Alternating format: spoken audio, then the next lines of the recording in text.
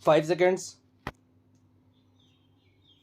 I shall first deal with the problem of education and employment. I believe that the present system of university education, both in its content and in its methods, does not give any special training for employment except for white collar jobs. The number of white collar jobs, especially of a non professional or non technical character, is limited.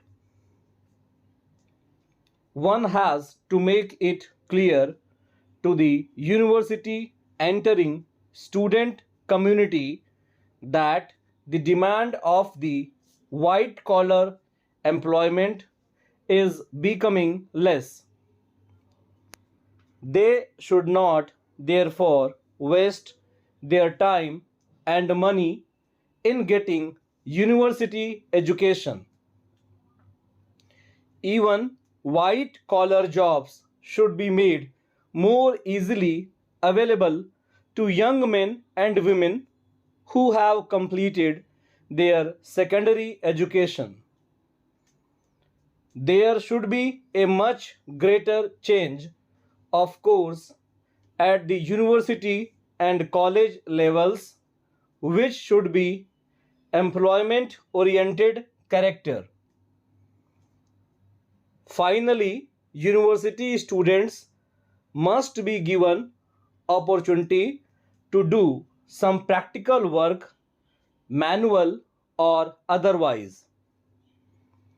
When they finish their education, they will not just become seekers of jobs but start new economic activities on their own.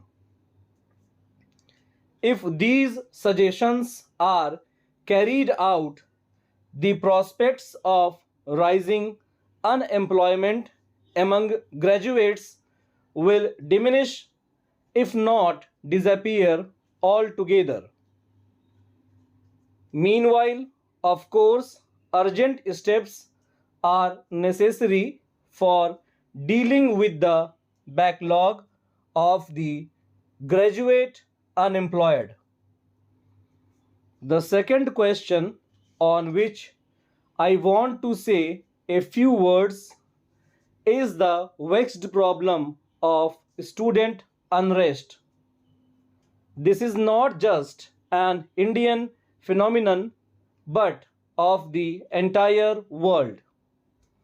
They find that our professions rarely coincide with our actual way of life and work.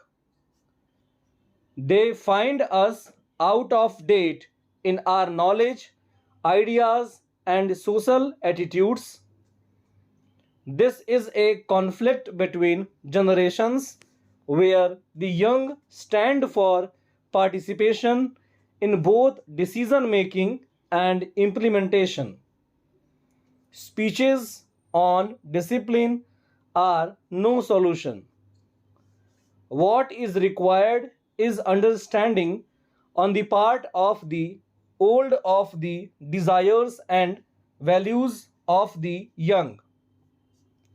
It is only friendship and affection that can bring about enduring student discipline. More attention needs to be paid to the physical problems of student welfare and education, such as textbooks, libraries, and hostels. It is also necessary to provide more opportunities for student teacher communications and dialogues. Finally, I would like to say something about academic standards. I want that our academic standards are undergoing changes because of increasing numbers, changes in the media of instruction, and inadequate educational facilities. Our teaching methods have to change with the lecture system by seminars and tutorials. More rapid progress has to be made in the production of high quality textbooks. The examination system has to be reformed. The evaluation must find a place for internal assessment. Our graduates constitute the bulk of what we may call the elite in our society. And it is this elite class that has to inspire the masses of our people with the sentiments of a common nationality. They cannot do if they are themselves divided in their minds and hearts by caste, communal, religious, regional, and linguistic barriers. Those in charge of our universities do a great deal by instituting among their graduates a sense of Indian cultural unity and national integration.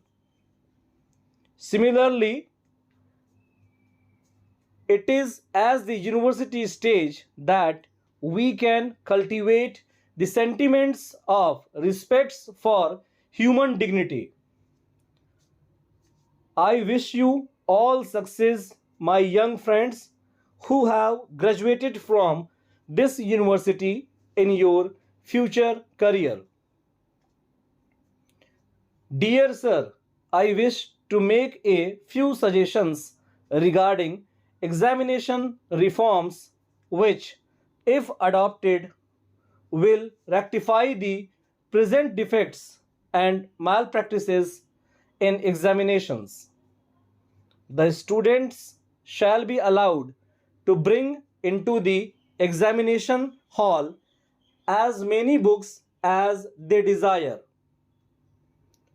They must be allowed to go through their books while they prepare their essays in answering the questions. The questions have to be set in such a way which will give them a clear picture of the understanding capacity of the examinee in the subject.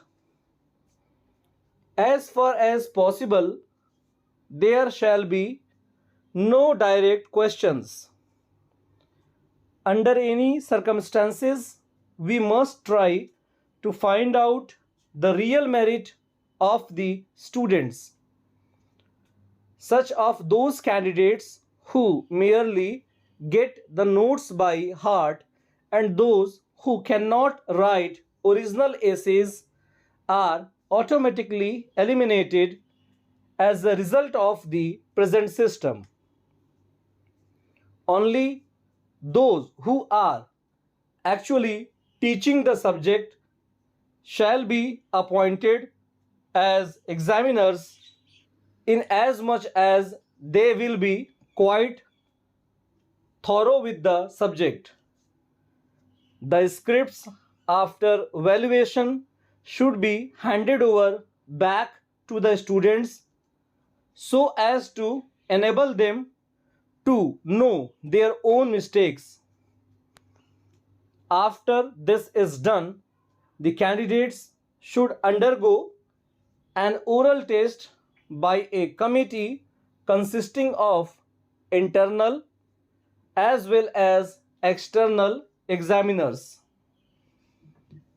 In view of the fact that there is growing unrest among the present day student community, the above suggestions may be considered.